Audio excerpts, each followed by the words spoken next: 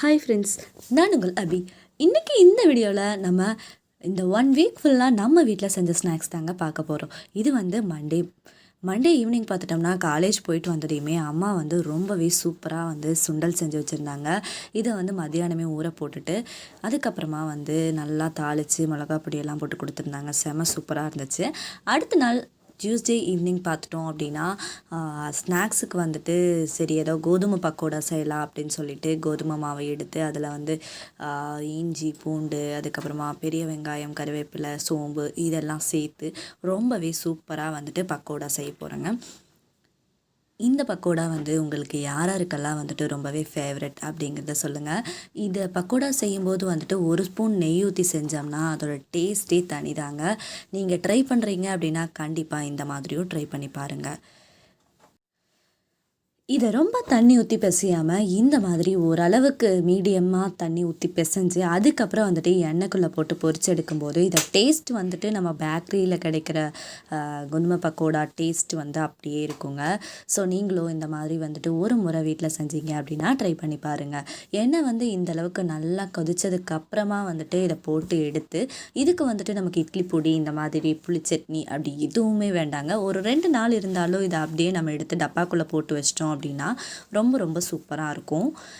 இது டேஸ்ட்டு சாப்பிட்டு பார்க்கும்போது அப்படியே நல்லா சூப்பராக மொறுன்னு இருக்குங்க. சின்னவங்கலேருந்து பெரியவங்க வரைக்கும் எல்லாத்துக்குமே வந்துட்டு ஒரு பர்ஃபெக்டான ஈவினிங் ஸ்நாக்காக இருக்கும்.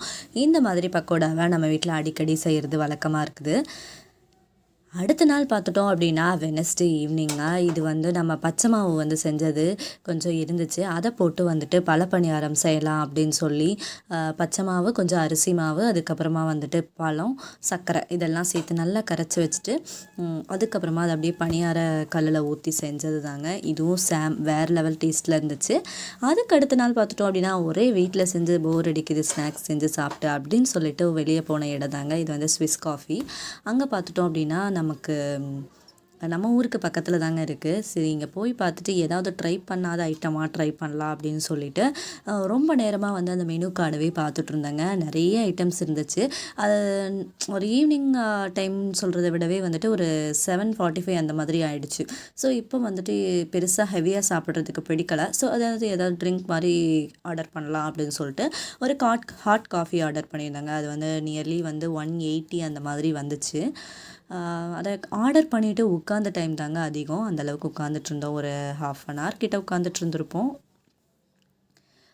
இடம் பார்த்துட்டோம் அப்படின்னா ரொம்பவே நல்லா இருந்துச்சுங்க. ஒரு வழியாக ஹாட் காஃபி கொண்டு வந்து குடிச்சிட்டாங்க. ரொம்பவே சூப்பராக இருந்துச்சுங்க.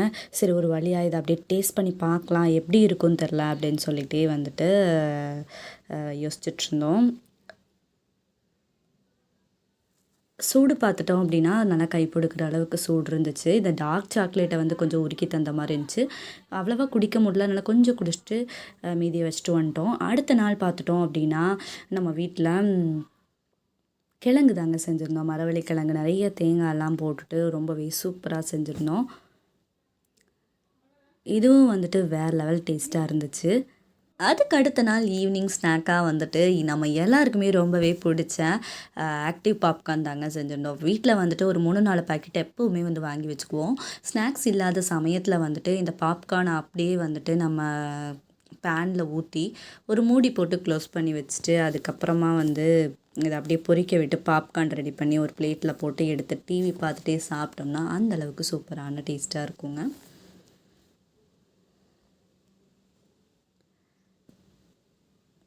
நம்ம வீட்டில் வந்துட்டு அடிக்கடி இந்த மாதிரி வந்துட்டு பாப்கார்ன் செய்வோம்.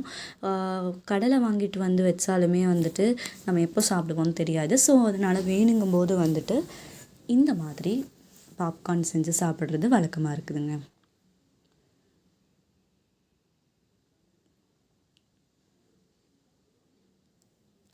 இப்போ பாப்கார்னும் ரெடி ஆகிடுச்சுங்க. இது ஒரு 2 பேக்கெட் போட்டாலே போதும், நமக்கு கரெக்டாக இருக்கும். எப்பயுமே வந்து நமக்கு ஈவினிங் வீட்டுக்கு வந்ததுமே காலேஜ் போயிட்டு ஏதாவது ஒன்று கண்டிப்பாக என்னதான் சாப்பாடு இருந்தாலுமே நமக்கு ஸ்நாக்ஸ் சாப்பிட்ற மாதிரி ஒரு சூப்பரான ஒரு வைப் எதுலேயுமே வராதுங்க. ஸ்நாக்ஸ் அது கூட வந்துட்டு ஒரு டீ குடித்தா தான் நெக்ஸ்ட்டு வேலையே வந்து மூவ் பண்ணுற மாதிரி இருக்கும். உங்களுக்கும் அப்படி தான் இருக்குமா அப்படிங்கிறத எனக்கு கமெண்ட் பண்ணுங்கள். இது கூட வேணும்னா நம்ம ஏதாச்சும் காரத்துக்கு மிளகாத்தூள் அந்த மாதிரி வேணும்னாலும் ஆட் பண்ணிக்கலாம். ஒரு டிஃப்ரெண்ட் ஃப்ளேவர்ஸ் வந்து வாங்கி கொண்டு வந்து வச்சுக்குவோம் நம்ம எப்போவுமே. இதில் நான் 2 ஃப்ளேவர்ஸ் வந்துட்டு ஒன்றா போட்டு கலந்து தான் செஞ்சுருந்தேன்.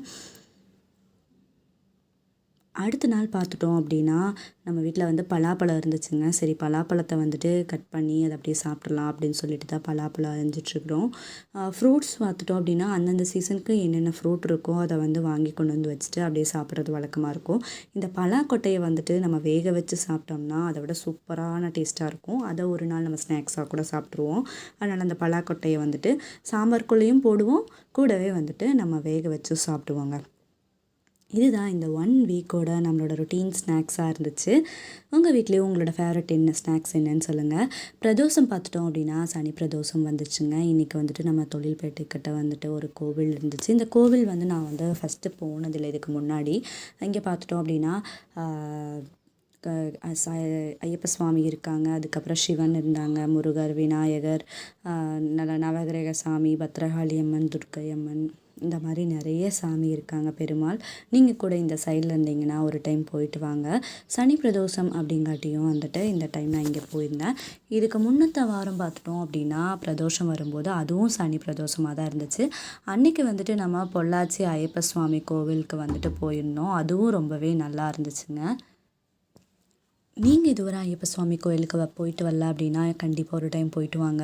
கும்பாபிஷேகத்துக்கு அப்புறம் நான் இதான் முதல் முறையாக போனேன். ரொம்பவே சூப்பராக இருந்துச்சு. ஓகே ஃப்ரெண்ட்ஸ், இந்த வீடியோ உங்கள் எல்லாத்துக்குமே ரொம்பவே பிடிச்சிருக்குன்னு நினைக்கிறேன். ஒரு சூப்பரான வீடியோட நெக்ஸ்ட் டைம் நான் உங்களை சந்திக்கிறேன். அதுவரை என்றும் இணைந்திருங்கள். நான் உங்கள் அபி.